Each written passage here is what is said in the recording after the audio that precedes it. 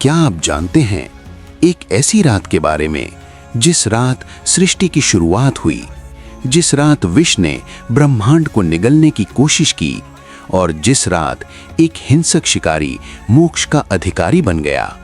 वही रात है महाशिवरात्रि। महाशिवरात्रि भारतीयों का एक प्रमुख और पावन पर्व है। ये भगवान शिव का सबसे महान उत्सव माना जाता है। माघ फाल्गुन मास की कृष्ण पक्ष की चतुर्दशी को पूरा संसार शिवमय हो उठता है। मान्यता है इसी दिन सृष्टि का प्रारंभ हुआ था। पौराणिक कथाएं कहती हैं उस अंधकारमयी क्षण में अग्निलिंग का प्राकट्य हुआ, महादेव का वो विराट स्वरूप जिससे सृष्टि का उदय हुआ। और यही वो पावन तिथि है जब भगवान शिव और देवी पार्वती का विवाह संपन्न हुआ। इस दिन शिव और शक्ति दोनों की पूजा की जाती है, व्रत, संयम और जागरण के साथ। लेकिन महाशिवरात्रि की महिमा सिर्फ उत्सव नहीं बल्कि त्याग की पराकाष्ठा है। समुद्र मंथन हुआ, लक्ष्य था अमृत, लेकिन उससे पहले निकला हलाहल विष। ऐसा विष जिसमें पूरे ब्रह्मांड को नष्ट करने की शक्ति थी। देवता घबरा उठे, सृष्टि संकट में थी और तब आगे आए महादेव। उन्होंने उस हलाहल विष को अपने कंठ में धारण कर लिया। विष की ज्वाला से उनका कंठ नीला पड़ गया, असहनीय पीड़ा, लेकिन शिव अडिग रहे। तभी से वे कहलाए नीलकंठ। देवताओं ने वैद्यों से उपाय पूछा। उत्तर मिला महादेव को पूरी रात जागृत रखना होगा। और उस रात नृत्य हुआ, संगीत गूंजा, भक्ति की लहरें उठी। प्रातः होते ही शिव प्रसन्न हुए और सृष्टि को जीवन दान मिला। शिवरात्रि उसी रात्रि का उत्सव है। एक बार देवी पार्वती ने भगवान शिव शंकर से प्रश्न किया, हे प्रभु, ऐसा कौन सा श्रेष्ठ और सरल व्रत पूजन है जिससे मृत्युलोक के प्राणी आपकी कृपा सहज ही प्राप्त कर लेते हैं? तब भगवान शिव ने पार्वती को शिवरात्रि व्रत का विधान बताया और ये कथा सुनाई। एक समय चित्रभानु नामक एक शिकारी था। वो पशुओं की हत्या करके अपने कुटुंब का पालन करता था। वो एक साहूकार का ऋणी था, पर समय पर ऋण चुका न सका। क्रोधित साहूकार ने उसे शिव मठ में बंदी बना लिया। संयोग से उस दिन शिवरात्रि थी। शिकारी दिन भर ध्यान मग्न होकर शिव संबंधी धार्मिक बातें सुनता रहा। चतुर्दशी को उसने शिवरात्रि व्रत की कथा भी सुनी। संध्या होते ही साहूकार ने उसे अपने पास बुलाया और ऋण चुकाने की बात की। शिकारी ने अगले दिन सारा ऋण लौटा देने का वचन दिया।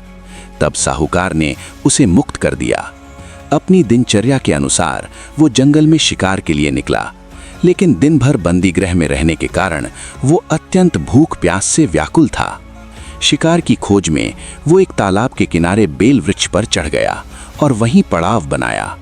बेल वृक्ष के नीचे एक शिवलिंग था जो बेल पत्रों से ढका हुआ था, पर शिकारी को इसका ज्ञान नहीं था। पड़ाव बनाते समय उसने जो टहनियां तोड़ी वो संयोग से शिवलिंग पर गिरती रहीं।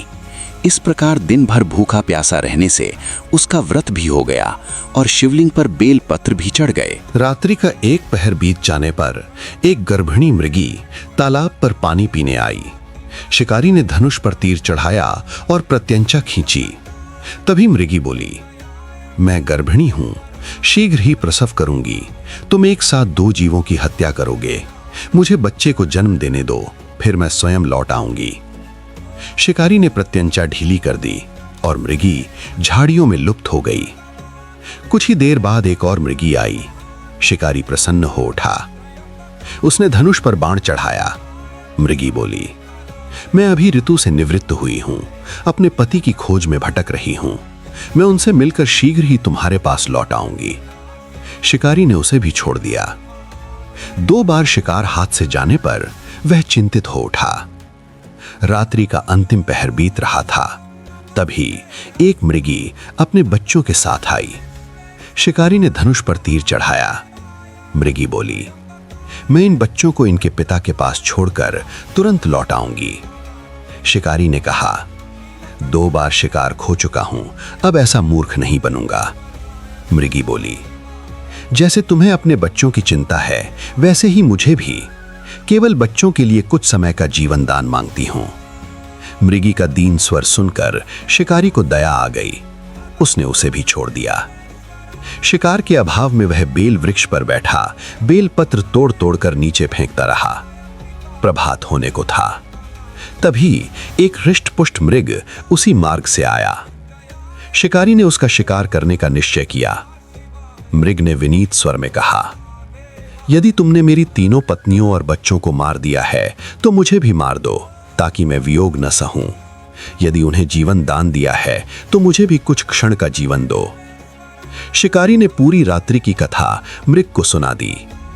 मृग बोला, यदि मेरी मृत्यु हुई तो वे अपने धर्म का पालन नहीं कर पाएंगी। जैसे तुमने उन्हें छोड़ा वैसे ही मुझे भी छोड़ दो। हम सब शीघ्र लौट आएंगे। उपवास, रात्रि जागरण और शिवलिंग पर बेलपत्र चढ़ने से शिकारी का हिंसक हृदय निर्मल हो गया था। धनुष बाण उसके हाथ से छूट गए। भगवान शिव की अनुकंपा से उसका हृदय करुणा से भर गया। कुछ ही देर बाद वह मृग अपने पूरे परिवार के साथ शिकारी के समक्ष उपस्थित हो गया, ताकि वह अपने वचन के अनुसार उनका शिकार कर सके। लेकिन जंगली पशुओं की ऐसी सत्यनिष्ठा, ऐसी सात्विकता और ऐसा सामूहिक प्रेम देखकर शिकारी का हृदय कांप उठा। उसकी आंखों से अश्रुओं की धारा बहने लगी। उस क्षण उसने न केवल उस मृग परिवार को जीवन दान दिया, बल्कि अपने भीतर बसे हिंसक स्वभाव को भी सदा के लिए त्याग दिया। अब वह हाथ जो कभी धनुष उठाता था, करुणा से कांप रहा था। देवलोक से समस्त देवगण इस अद्भुत परिवर्तन के साक्षी बन रहे थे। और जैसे ही घटना की परिणति हुई, आकाश से पुष्प वर्षा होने लगी। भगवान शिव की कृपा से उस शिकारी तथा मृग परिवार सभी को मोक्ष की प्राप्ति हुई और आगे चलकर वही व्याध जिसका हृदय कभी हिंसा से भरा था, भगवान श्री राम का परम मित्र बना। महाशिवरात्रि हमें यही सिखाती है कि एक रात्रि यदि शिव को समर्पित हो जाए तो वह जीवन की दिशा ही बदल सकती है। हर हर महादेव।